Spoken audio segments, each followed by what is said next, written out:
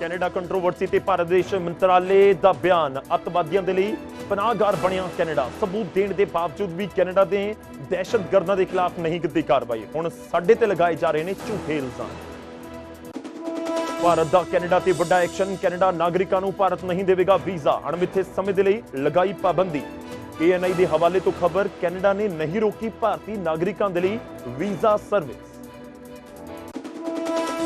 ਅਕਾਲੀ ਦਲ ਤੇ SGPC ਨੇ ਭਾਰਤ ਦੇ ਵੱਲੋਂ ਵੀਜ਼ਾ ਪ੍ਰਕਿਰਿਆ ਰੋਕਣ ਤੇ ਜਤਾਈ ਚਿੰਤਾ। ਕਿਹਾ ਕੈਨੇਡਾ ਦੇ ਵਿੱਚ ਵਸੇ ਹੋਏ ਨੇ ਬਹੁਤ ਸਾਰੇ ਪੰਜਾਬੀ। ਵਿਵਾਦ ਦੇ ਨਾਲ ਪੰਜਾਬ ਦੇ ਵਿੱਚ ਪੈਨਿਕ ਦਾ ਮਾਹੌਲ। ਦੋਵੇਂ ਦੇਸ਼ਾਂ ਦੀਆਂ ਸਰਕਾਰਾਂ ਕੱਢਣ ਹੱਥ। ਪੰਜਾਬ ਕਾਂਗਰਸ ਨੇ ਟਰੂਡੋ ਦੇ ਇਲਜ਼ਾਮਾਂ ਨੂੰ ਦੱਸਿਆ ਸਿਆਸਤ ਤੋਂ ਪ੍ਰੇਰਿਤ। ਪੁੱਛਿਆ ਕਿ ਜਾਂਚ ਦੇ ਆਧਾਰ ਦੇ ਉੱਤੇ ਟਰੂਡੋ ਭਾਰਤ ਤੇ ਲਗਾ ਰਹੇ ਨੇ ਇਲਜ਼ਾਮ। ਕੋਈ ਸਬੂਤ ਹੈ ਤਾਂ ਪੇਸ਼ ਕਰੇ ਕੈਨੇਡਾ ਸਰਕਾਰ। ਅਮਰੀਕਾ 'ਚ ਭਾਰਤੀ ਕੌਂਸੂਲੇਟ ਤੇ ਹਮਲੇ ਦੇ ਮਾਮਲੇ 'ਚ NIA ਦਾ ਵੱਡਾ ਐਕਸ਼ਨ। 10 ਮੁਲਜ਼ਮਾਂ ਦੀਆਂ ਤਸਵੀਰਾਂ ਜਾਰੀ। ਜਾਣਕਾਰੀ ਦੇਣ ਵਾਲਿਆਂ ਦੀ ਪਛਾਣ ਰੱਖੀ ਜਾਵੇਗੀ ਗੁਪਤ। ਗੈਂਗਸਟਰ ਸੁੱਖਾ ਦੁੰਨੇਕੇ ਦਾ ਕੈਨੇਡਾ 'ਚ ਗੋਲੀਆਂ ਮਾਰ ਕੇ ਕਤਲ। ਦਵਿੰਦਰ ਬੰਬੀਹਾ ਗੈਂਗ ਦੇ ਨਾਲ ਜੁੜਿਆ ਹੋਇਆ ਸੀ ਸੁੱਖਾ ਦੁੰਨੇਕੇ। ਲਾਰੈਂਸ ਬਿਸ਼ਨੋਈ ਤੇ ਜੱਗੂ ਭਗਵਾਨਪੁਰੀਆ ਨੇ ਲਈ ਕਤਲ ਦੀ ਜ਼ਿੰਮੇਵਾਰੀ। NIA ਦੀ ਲਿਸਟ ਦੇ ਵਿੱਚ ਵੀ ਸੀ ਨਾਮ ਸ਼ਾਮਲ। ਡਿਜੀਟਲ ਹੋਈ ਪੰਜਾਬ ਦੀ ਵਿਧਾਨ ਸਭਾ। CM ਮਾਨ ਨੇ ਨੈਸ਼ਨਲ ਈ ਵਿਧਾਨ ਐਪਲੀਕੇਸ਼ਨ ਦੀ ਕੀਤੀ ਸ਼ੁਰੂਆਤ। ਬੋਲੇ ਹੁਣ ਵਿਧਾਨ ਸਭਾ 'ਚ ਸਾਰਾ ਕੰਮ ਹੋਵੇਗਾ ਪੇਪਰਲੈਸ। ਸ਼ਹੀਦਾਂ ਦੇ ਪਰਿਵਾਰਾਂ ਨੂੰ ਮਿਲੇ ਮੁੱਖ ਮੰਤਰੀ ਮਾਨ। ਮੋਹਾਲੀ ਦੇ ਵਿੱਚ ਕਰਨਲ ਮਨਪ੍ਰੀਤ ਸਿੰਘ ਦੇ ਪਰਿਵਾਰ ਨੂੰ ਦਿੱਤਾ 1 ਕਰੋੜ ਦਾ ਚੈੱਕ। ਸਮਾਣਾ ਦੇ ਜਵਾਨ ਪ੍ਰਦੀਪ ਸਿੰਘ ਦੇ ਪਰਿਵਾਰ ਦੇ ਨਾਲ ਵੀ ਵੰਡਿਆ ਦੁੱਖ। 1 ਕਰੋੜ ਦੀ ਸਨਮਾਨ ਰਾਸ਼ੀ ਦਾ ਸੌਂਪਿਆ ਚੈੱਕ।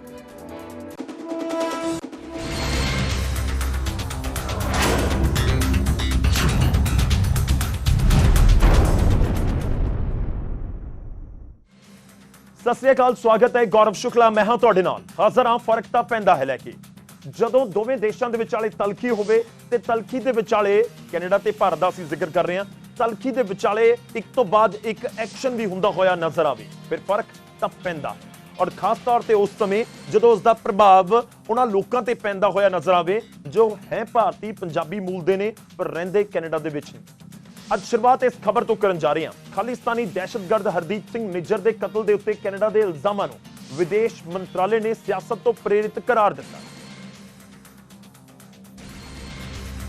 ਵਿਦੇਸ਼ ਮੰਤਰਾਲੇ ਦੇ ਵੱਲੋਂ ਕਿਹਾ ਗਿਆ ਕਿ ਕੈਨੇਡਾ ਨੇ ਹੁਣ ਤੱਕ ਇਸ ਮਾਮਲੇ 'ਚ ਕੋਈ ਖਾਸ ਸਬੂਤ ਨਹੀਂ ਦਿੱਤੇ ਨੇ। ਅਸੀਂ ਉਹਨਾਂ ਨੂੰ ਸਬੂਤ ਦੇਣ ਨੂੰ ਕਿਹਾ ਹੈ। ਭਾਰਤ ਨੇ ਲਗਾਤਾਰ ਕੈਨੇਡਾ ਨੂੰ ਦੱਸਿਆ ਕਿ ਉਹਨਾਂ ਦੇ ਦੇਸ਼ ਦੇ ਵਿੱਚ ਭਾਰਤ ਵਿਰੋਧੀ ਸਰਗਰਮੀਆਂ ਹੋ ਰਹੀਆਂ ਨੇ।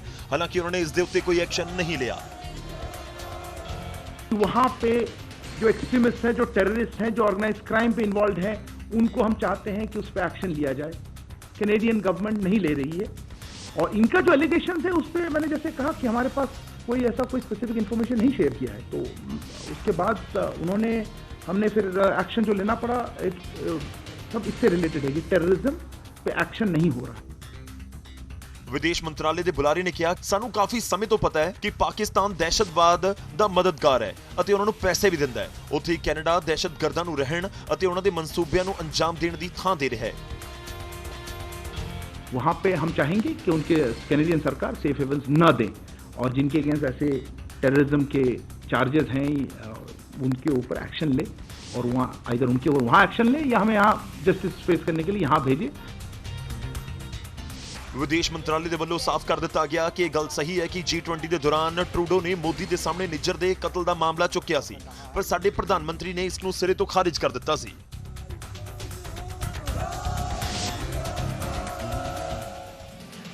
ਤਾਂ ਬਹੁਤ ਦੋ ਟੁਕ ਸ਼ਬਦਾਂ ਦੇ ਵਿੱਚ ਕਿਹਾ ਗਿਆ ਭਾਰਤ ਸਰਕਾਰ ਦੇ ਵੱਲੋਂ ਕਿ ਜਿਸ ਤਰੀਕੇ ਦੇ ਇਲਜ਼ਾਮ ਲਗਾਏ ਗਏ ਨੇ ਸਬੂਤ ਕੋਈ ਨਹੀਂ ਹੈ, ਸਿਰਫ ਸਿਆਸਤ ਤੋਂ ਪ੍ਰੇਰਿਤ ਨਜ਼ਰ ਆ ਰਹੇ ਨੇ।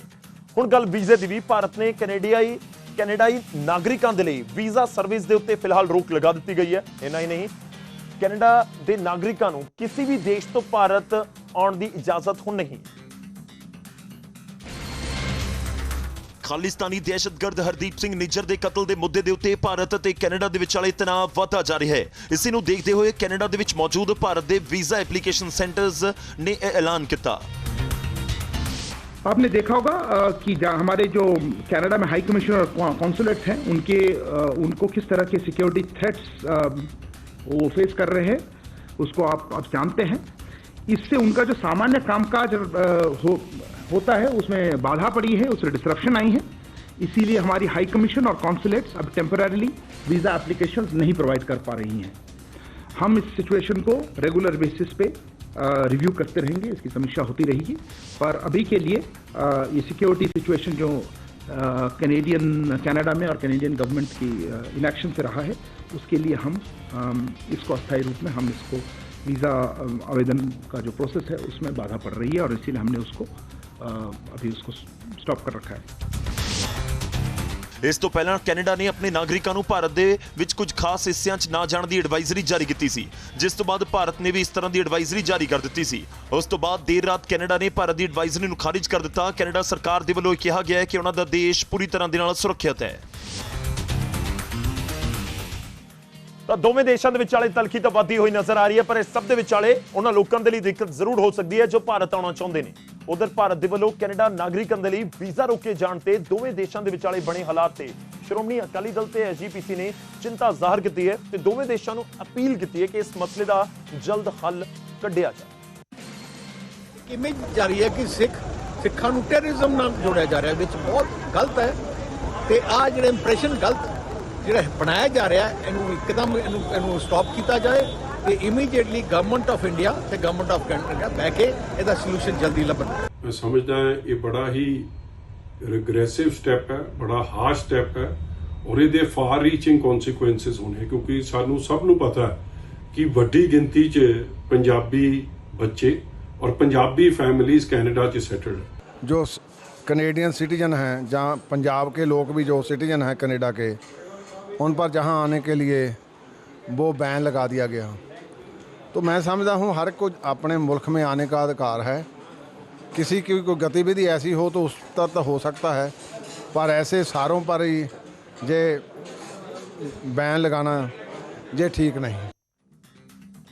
चिंता का विषय तो जरूर बनया होया है क्योंकि बहुत सारे भारतीय अजिहे ने जो भारतीय मूल दे ने पर कैनेडा के सिटीजन बन चुके हैं, उन्होंने भी इत्थे आना मुश्किल होएगा। उधर भारत के वालों वीजा सर्विस बंद किए जाने के उत्ते पंजाब कांग्रेस के प्रधान राजा वड़िंग कह रहे हैं कि दोवें देशों की लड़ाई च आम नागरिक नहीं पिसने चाहिए। जो भी घटनाक्रम हैगा दोनों देशों के विचकार, लेकिन ਇਹਦੇ ਨਾਲ ਮੈਨੂੰ ਲੱਗਦਾ ਕਿ ਆਮ ਲੋਕਾਂ ਨੂੰ ਅਫੈਕਟ ਨਹੀਂ ਹੋਣਾ ਚਾਹੀਦਾ। ਬਹੁਤ ਸਾਰੇ ਲੋਕ ਨੇ ਜਿਹੜੇ ਇੰਡੀਅਨ ਨੇ ਜਿਨ੍ਹਾਂ ਨੇ ਜਾ ਕੇ ਆਪਦਾ ਉੱਥੇ ਪੀਆਰ ਲੈ ਕੇ ਸਿਟੀਜ਼ਨਸ਼ਿਪ ਲਈ ਵੀ ਹੈ, ਔਰ ਬਹੁਤ ਸਾਰੇ ਪੰਜਾਬੀ ਖਾਸ ਕਰਕੇ ਪੰਜਾਬੀ ਇਹਦੇ ਨਾਲ ਬਹੁਤ ਇਫੈਕਟ ਹੋਏਗਾ ਕਿਉਂਕਿ ਬਹੁਤ ਸਾਰੇ ਪੰਜਾਬੀ ਭਰਾਵਾਂ ਨੇ ਸਿਟੀਜ਼ਨਸ਼ਿਪ ਕੈਨੇਡੀਅਨ ਲਈ ਵੀ ਹੈ ਔਰ ਉਹਨਾਂ ਨੇ ਹੁਣ ਇੱਥੇ ਅਗਰ ਆਉਣਾ ਹੈ ਕਿਸੇ ਦੇ ਵਿਆਹ ਤੇ ਦੁੱਖ ਦੇ ਸੁੱਖ ਦੇ, ਕਿਉਂਕਿ ਫੈਸਟੀਵਲ ਦਾ ਸੀਜ਼ਨ ਵੀ ਆ ਰਿਹਾ, ਦੀਵਾਲੀ ਵੀ ਆ ਰਹੀ ਹੈ, ਤੇ ਉਹਨਾਂ ਵਾਸਤੇ ਕਾਫੀ ਦਿੱਕਤ ਹੋ ਜਾਏਗੀ। ਔਰ ਮੈਂ ਇਹ ਗੁਜ਼ਾਰਿਸ਼ ਕਰਾਂਗਾ ਤੁਸੀਂ खैर विवाद तो जरूर भखदा होया नजर आ रहा, पर इसका असर उन्होंने लोगों के उत्ते जरूर पै रहा जो भारत आना चाहते हैं, भारत के भारतीय मूल दे ही ने। उधर कैनेडा दे विच रहने वाले हिंदुओं ने खुद ही सुरक्षा को लैके चिंता जताई है ते कैनेडा के प्रधानमंत्री जस्टिन ट्रूडो को एक चिट्ठी भी लिखी। हिंदू फोरम ने सरकार तो मंग की कि कैनेडा की धरती से इंडो कैनेडियन हिंदुओं को धमकाउण ते उन्होंने देश छड्ड के चले जाने के लिए कहने वाले खालिस्तानी दहशतगर्द गुरपतवंत सिंह पन्नू के खिलाफ हेट क्राइम की कार्रवाई अमल दे विच लिआंदी जावे। चिट्ठी दे विच उन्होंने प्रधानमंत्री जस्टिन ट्रूडो और सरकार को समर्थन देने वाली न्यू डेमोक्रेटिक पार्टी के मुखी जगमीत सिंह पन्नू के उत्ते भी एक्शन लैण नूं कहा है। हिंदू फोरम ने खालिस्तानी दहशतगर्द गुरपतवंत सिंह पन्नू की स्टेटमेंट के उत्ते चिंता जाहिर करते हुए कहा कि कैनेडा के पब्लिक सेफ्टी मंत्री डोमिनिक लीबैलेंस प्रधानमंत्री जस्टिन ट्रूडो ते एनडीपी के नेता जगमीत सिंह इसनूं गंभीरता दे नाल लैण। एक कैनेडा दे विच रहण वाले लोकां दी सुरक्षा दे नाल जुड़िया मामला है। पन्नू दा बयान खालिस्तानी समर्थकां दी विचारधारा नूं साफ करदा है अते एक कैनेडियन नागरिकां दी सुरक्षा नूं प्रभावित भी करदा है। चिट्ठी दे विच लिखिआ है कि खालिस्तानी पन्नू दा यह बयान उन्हां लोकां नूं टारगेट करदा है जो उन्हां दी विचारधारा दे नाल सहमत नहीं ने। हिंदू फोरम ने चिट्ठी दे विच प्रधानमंत्री ट्रूडो दे उत्ते तंज कसदे होए लिखिआ है कि सरकार पन्नू दे इस बयान नूं भी एक्सप्रैशन ऑफ फ्रीडम के रूप दे विच लवेगी। हिंदू फोरम ने लिखिआ कि कैनेडा दे विच तकरीबन 10 लाख हिंदू परिवार रहिंदे ने। उम्मीद है कि उन्हां दी आवाज़ नूं सुणदे होए इस मामले दे हल दे विच सरकार कोई कदम चुकेगी। तो चिंता वाला माहौल तो लाजमी तौर पर है और बहुत सारे लोग ये भी जानना चाहते हैं कि वाकई ही हुण कैनेडा जाने दे विच कोई दिक्कत आएगी या नहीं। फिलहाल कैनेडा जिहड़े जाना चाहते हैं उन्होंने कोई प्रॉब्लम नहीं है क्योंकि कैनेडा की सरकार के वालों इस तरीके की कोई भी एडवाइजरी या फिर कोई तुसीं कह सकते हो आदेश जारी नहीं किया गया। अगे बढ़ते हैं अगली खबर तो पहला असीं रुक करांगे अज दे सवाल दा। अज दा सवाल कैनेडा दे नाल ही जुड़िया होया पुछ रहे हैं। सवाल है कि वर्ल्ड इकोनॉमी रैंकिंग ਦੇ ਵਿੱਚ ਕੈਨੇਡਾ ਕਿਸ ਨੰਬਰ ਦੇ ਉੱਤੇ ਹੈ, ਕਿਸ ਥਾਂ ਦੇ ਉੱਤੇ ਹੈ। ਚਾਰ ਆਪਸ਼ਨਸ ਦੇ ਰਹੇ ਹਾਂ, ਚੌਥੇ, 7ਵੇਂ, 9ਵੇਂ ਜਾਂ ਫਿਰ 13ਵੇਂ ਨੰਬਰ ਦੇ ਉੱਤੇ। ਇੰਡੀਅਨ ਜਿਹੜੀ ਇਕਨੋਮੀ ਹੈ ਕਿਸ ਨੰਬਰ ਦੇ ਉੱਤੇ ਹੈ ਵਰਲਡ ਇਕਨੋਮੀ ਦੇ ਵਿੱਚ, ਉਹ ਵੀ ਤੁਹਾਨੂੰ ਦੱਸਾਂਗੇ, ਤੇ ਨਾਲ ਹੀ ਕੈਨੇਡਾ ਦੀ ਇਕਨੋਮੀ ਕਿੰਨਵੇਂ ਨੰਬਰ ਦੇ ਉੱਤੇ ਹੈ।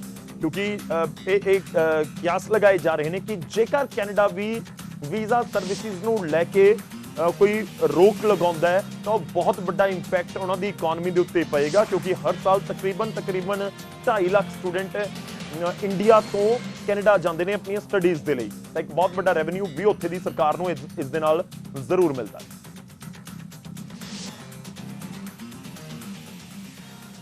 ਉਧਰ ਅਮਰੀਕਾ ਦੇ ਸੈਨ ਫ੍ਰਾਂਸਿਸਕੋ ਦੇ ਵਿੱਚ ਭਾਰਤੀ ਕੌਂਸੂਲੇਟ ਦੇ ਉੱਤੇ ਮਾਰਚ ਦੇ ਵਿੱਚ ਹੋਏ ਹਮਲੇ ਦੇ ਮਾਮਲੇ 'ਚ NIA ਨੇ ਵੱਡਾ ਐਕਸ਼ਨ ਲਿਆ। ਜਾਂਚ ਤੋਂ ਬਾਅਦ NIA ਨੇ 10 ਮੁਲਜ਼ਮਾਂ ਦੀਆਂ ਤਸਵੀਰਾਂ ਜਾਰੀ ਕੀਤੀਆਂ ਨੇ। NIA ਨੇ ਆਮ ਜਨਤਾ ਤੋਂ ਮੁਲਜ਼ਮਾਂ ਦੇ ਬਾਰੇ ਵਿੱਚ ਜਾਣਕਾਰੀ ਵੀ ਮੰਗੀ। ਏਜੰਸੀ ਨੇ ਮੁਲਜ਼ਮਾਂ ਦੇ ਖਿਲਾਫ 3 ਵੱਖ-ਵੱਖ ਪਹਿਚਾਣ ਤੇ ਸੂਚਨਾ ਦੇ ਲਈ ਅਪੀਲ ਨੋਟਿਸ ਜਾਰੀ ਕੀਤੇ ਨੇ। NIA ਨੇ ਤਸਵੀਰਾਂ ਜਾਰੀ ਕਰਦੇ ਹੋਏ ਕਿਹਾ ਕਿ ਕੋਈ ਵੀ ਅਹਿਮ ਜਾਣਕਾਰੀ ਜਿਸ ਦੇ ਨਾਲ ਮੁਲਜ਼ਮਾਂ ਦੀ ਗ੍ਰਿਫਤਾਰੀ ਹੋਵੇ ਉਸ ਨੂੰ NIA ਦੇ ਨਾਲ ਜਲਦ ਸਾਂਝਾ ਕੀਤਾ ਜਾਵੇ। ਇਸ ਦੇ ਲਈ NIA ਨੇ ਟੈਲੀਫੋਨ ਨੰਬਰ ਅਤੇ ਈਮੇਲ ID ਵੀ ਜਾਰੀ ਕਰ ਦਿੱਤੀ। ਏਜੰਸੀ ਨੇ ਮੁਲਜ਼ਮਾਂ ਦੇ ਬਾਰੇ ਵਿੱਚ ਜਾਣਕਾਰੀ ਸਾਂਝੀ ਕਰਨ ਵਾਲੇ ਕਿਸੇ ਵੀ ਸ਼ਖਸ ਦੀ ਪਹਿਚਾਣ ਗੁਪਤ ਰੱਖਣ ਦਾ ਵਾਅਦਾ ਵੀ ਕੀਤਾ ਹੈ। ਕਾਬਿਲੇ ਗੌਰ ਹੈ ਕਿ ਸੈਨ ਫ੍ਰਾਂਸਿਸਕੋ ਦੇ ਵਿੱਚ ਭਾਰਤੀ ਕੌਂਸੂਲੇਟ ਦੇ ਉੱਤੇ ਹਮਲਾ 18 ਤੇ 19 ਮਾਰਚ ਦੀ ਰਾਤ ਨੂੰ ਹੋਇਆ ਸੀ।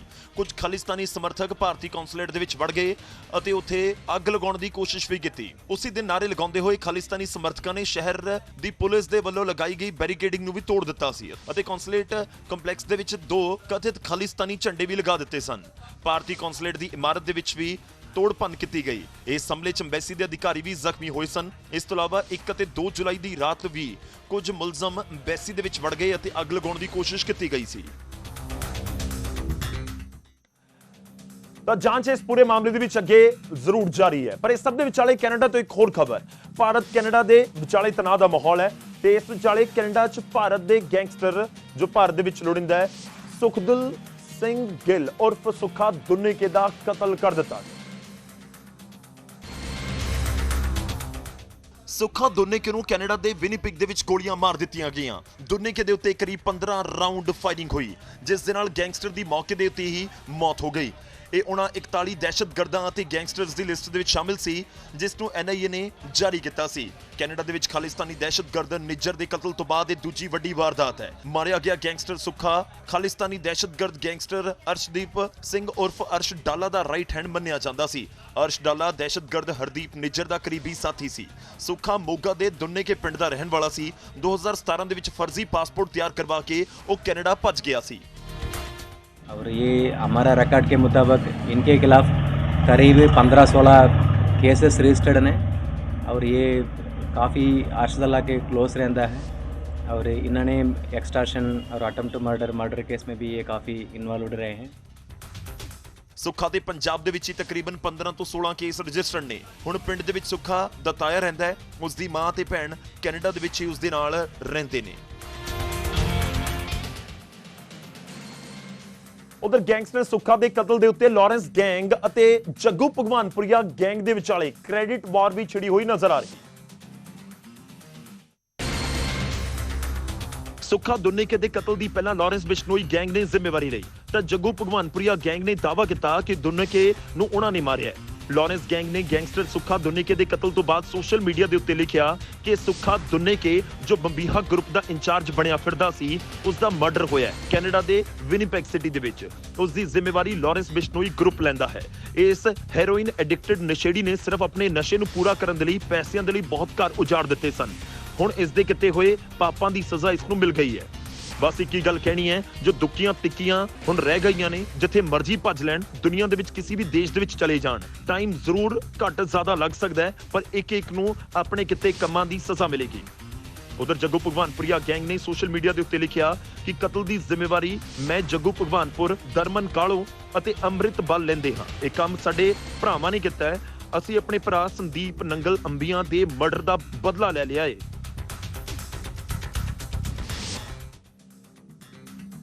ਤਾਂ ਕਤਲ ਕੈਨੇਡਾ ਦੇ ਵਿੱਚ ਹੋਇਆ ਤੇ ਇਸ ਦੇ ਕ੍ਰੈਡਿਟ ਲੈਣ ਨੂੰ ਕਿ ਕਿਸਨੇ ਕਤਲ ਕੀਤਾ ਉਸ ਨੂੰ ਲੈ ਕੇ ਵੀ 2 ਗੈਂਗ ਆਮੋ ਸਾਹਮਣੇ ਨਜ਼ਰ ਆ ਰਹੀਆਂ। ਉਧਰ ਭਾਰਤ ਦੇ ਮੋਸਟ ਵਾਂਟਡ ਗੈਂਗਸਟਰ ਅਤੇ ਮੂਸੇਵਾਲਾ ਕਤਲकांड ਦੇ ਮਾਸਟਰਮਾਈਂਡ ਗੋਲਡੀ ਬਰਾੜ ਦੇ ਕਰੀਬੀਆਂ ਦੇ ਉੱਤੇ ਛਾਪੇਮਾਰੀ ਹੋਈ ਤਾਬੜਤੋੜ। ਪੰਜਾਬ ਭਰ ਦੇ ਵਿੱਚ ਸਵੇਰੇ 7 ਵਜੇ ਤੋਂ ਸੀਕ੍ਰੀਟ ਆਪਰੇਸ਼ਨ ਸ਼ੁਰੂ ਕੀਤਾ ਗਿਆ। ਸਾਰੇ ਜ਼ਿਲ੍ਹਿਆਂ ਦੇ ਵਿੱਚ ਵੱਡੇ ਪੱਧਰ ਦੇ ਉੱਤੇ ਛਾਪੇਮਾਰੀ ਕੀਤੀ ਗਈ। ਇੰਦਰਜੀਤ ਸਿੰਘ ਗੋਲਡੀ ਬਰਾੜ ਜਿਹੜਾ ਕਿ ਇੱਕ ਨੋਨ ਸਾਡਾ ਗੈਂਗਸਟਰ ਹੈ, ਉਹਨਾਂ ਦੇ ਜਿਹੜੇ ਐਸੋਸੀਏਟਸ ਨੇ ਉਹਨਾਂ ਦੇ ਠਿਕਾਣਿਆਂ ਤੇ ਅਸੀਂ ਛਾਪੇਮਾਰੀ ਕਰ ਰਹੇ ਹਾਂ। ਪੰਜਾਬ ਦੇ ਵੱਖ-ਵੱਖ ਜ਼ਿਲ੍ਹਿਆਂ 'ਚ ਲਗਭਗ 1000 ਤੋਂ ਉੱਤੇ ਥਾਵਾਂ ਤੇ ਅਸੀਂ ਇਕੱਠੇ ਇਹ ਛਾਪੇਮਾਰੀ ਕਰ ਰਹੇ ਹਾਂ। ਕੋਈ ਵੀ ਸ਼ੱਕੀ ਵਿਅਕਤੀ ਜਾਂ ਕੋਈ ਚੀਜ਼ ਉੱਥੋਂ ਬਰਾਮਦ ਹੁੰਦੀ ਹੈ ਤੇ ਉਸ ਦੇ ਖਿਲਾਫ ਕਾਰਵਾਈ ਕੀਤੀ ਜਾਏਗੀ।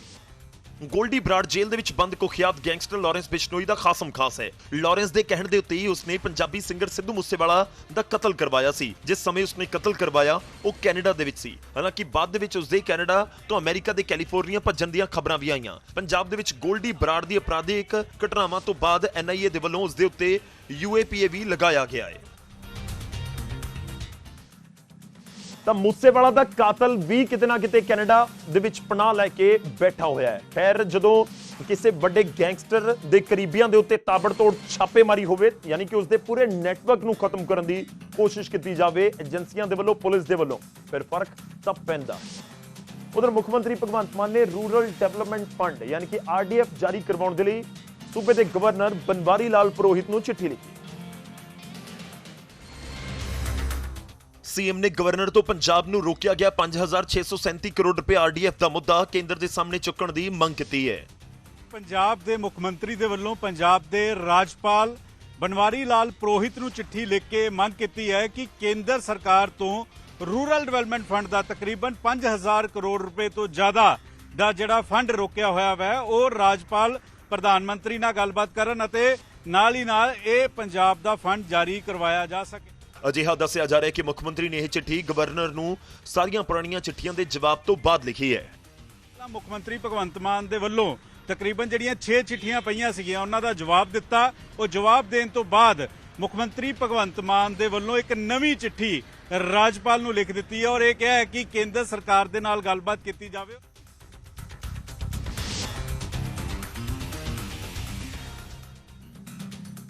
ਉਧਰ ਪੰਜਾਬ ਵਿਧਾਨ ਸਭਾ ਨੂੰ ਪੇਪਰਲੈਸ ਕਰ ਦਿੱਤਾ ਗਿਆ ਹੈ। ਹੁਣ 2 ਦਿਨ ਟ੍ਰੇਨਿੰਗ ਵਰਕਸ਼ਾਪ ਵੀ ਹੋਵੇਗੀ। ਪੰਜਾਬ ਦੇ ਮੁੱਖ ਮੰਤਰੀ ਭਗਵੰਤ ਮਾਨ ਨੇ ਵਿਧਾਨ ਸਭਾ ਦਾ ਉਦਘਾਟਨ ਕੀਤਾ। ਇਸ ਮੌਕੇ ਤੇ ਹੋਰ ਮੰਤਰੀ, ਵਿਧਾਇਕ ਅਤੇ ਅਫਸਰ ਵੀ ਮੌਜੂਦ ਰਹੇ। ਸੀਐਮ ਨੇ ਕਿਹਾ ਕਿ ਉਹਨਾਂ ਨੇ ਸ਼ਿਮਲਾ ਦੇ ਵਿੱਚ ਇੱਕ ਮੀਟਿੰਗ ਦੀ ਵਜ੍ਹਾ ਨਾਲ ਉੱਥੇ ਦੀ ਵਿਧਾਨ ਸਭਾ ਦਾ ਦੌਰਾ ਕੀਤਾ ਸੀ ਤਾਂ ਹਰ ਸੀਟ ਦੇ ਉੱਤੇ ਸਕਰੀਨ ਲੱਗੀ ਹੋਈ ਦੇਖੀ। ਉਸ ਵੇਲੇ ਹੀ ਉਹਨਾਂ ਨੇ ਸੋਚਿਆ ਸੀ ਕਿ ਜਦੋਂ ਵੀ ਮੌਕਾ ਮਿਲੇਗਾ ਤਾਂ ਪੰਜਾਬ ਵਿਧਾਨ ਸਭਾ ਨੂੰ ਸਭ ਤੋਂ ਪਹਿਲਾਂ ਡਿਜੀਟਲ ਕਰਨਗੇ। ਔਰ ਉਹ ਦਿਨ ਅੱਜ ਆ ਗਿਆ। ਮੈਂ ਪਹਿਲੇ ਸੈਸ਼ਨ 'ਚ ਵੀ ਬੋਲਿਆ ਸੀ ਇਹ ਗੱਲ, ਤੁਸੀਂ ਦਿਖਾਈ ਗਈ ਹੈ ਸਕਰੀਨ ਤੇ, ਲਾਈਵ ਵੀ ਕਰਤਾ ਸੀ ਵਿਧਾਨ ਸਭਾ ਦਾ ਸੈਸ਼ਨ ਲਾਈਵ। ਹੁਣ ਲਾਈਵ ਤੋਂ ਵੀ ਅਗਲਾ ਸਟੈਪ ਆ ਗਿਆ ਕਿ ਡਿਜੀਟਲ ਹੋ ਗਏ। ਲੋਕ ਵੀ ਸਿਰਫ ਟੀਵੀ ਤੇ ਡਿਪੈਂਡੈਂਟ ਨਹੀਂ ਰਹਿਣਗੇ। ਪੰਜਾਬ ਵਿਧਾਨ ਸਭਾ ਨੂੰ ਪੇਪਰਲੈਸ ਕਰਨ ਦਾ ਸਿਲਸਿਲਾ ਸਾਲ 2017 ਦੇ ਵਿੱਚ ਤਤਕਾਲੀ ਮੁੱਖ ਮੰਤਰੀ ਕੈਪਟਨ ਅਮਰਿੰਦਰ ਸਿੰਘ ਸਰਕਾਰ ਦੇ ਸਮੇਂ ਸ਼ੁਰੂ ਕੀਤਾ ਗਿਆ, ਪਰ ਕਈ ਰੁਕਾਵਟਾਂ ਦੀ ਵਜ੍ਹਾ ਦੇ ਨਾਲ ਇਹ ਕੰਮ ਪੂਰਾ ਨਹੀਂ ਹੋ ਸਕਿਆ ਸੀ। ਤੇ ਹੁਣ ਪੂਰੀ ਵਿਧਾਨ ਸਭਾ ਪੇਪਰਲੈਸ ਹੋ ਗਈ ਹੈ, ਯਾਨੀ ਕਿ ਹਰ ਜਿਹੜੇ ਵਿਧਾਇਕ ਨੇ ਉਹਨਾਂ ਦੇ ਅੱਗੇ ਇੱਕ ਸਕਰੀਨ ਲੱਗੀ ਹੋਏਗੀ ਤੇ ਉਸ ਸਕਰੀਨ ਦੇ ਜ਼ਰੀਏ ਹੀ ਹਰ ਇੱਕ ਇਨਫੋਰਮੇਸ਼ਨ ਉਹਨਾਂ ਤੱਕ ਪਹੁੰਚੇਗੀ। ਉਧਰ ਕਾਂਗਰਸ ਦੇ ਵੱਡੇ ਆਗੂ MP ਰਾਹੁਲ ਗਾਂਧੀ ਦਿੱਲੀ ਦੇ ਆਨੰਦ ਵਿਹਾਰ ਰੇਲਵੇ ਸਟੇਸ਼ਨ ਦੇ ਉੱਤੇ ਪਹੁੰਚੇ ਅਤੇ ਕੁਲੀਆਂ ਦੇ ਨਾਲ ਮੁਲਾਕਾਤ। ਰਾਹੁਲ ਗਾਂਧੀ ਨੇ ਰੇਲਵੇ ਸਟੇਸ਼ਨ ਦੇ ਉੱਤੇ ਕੁਲੀ ਦੀ ਲਾਲ ਯੂਨੀਫਾਰਮ ਪਾਈ ਅਤੇ ਬੈਜ ਵੀ ਲਗਾਇਆ। ਇਸ ਤੋਂ ਬਾਅਦ ਉਹਨਾਂ ਨੇ ਸਿਰ ਦੇ ਉੱਤੇ ਸਮਾਨ ਚੁੱਕਿਆ। ਇਸ ਦੌਰਾਨ ਉਹਨਾਂ ਦੇ ਨਾਲ ਮੌਜੂਦ ਕੁਲੀ ਰਾਹੁਲ ਗਾਂਧੀ ਜ਼ਿੰਦਾਬਾਦ ਦੇ ਨਾਅਰੇ ਲਗਾਉਂਦੇ ਨਜ਼ਰ ਆਏ।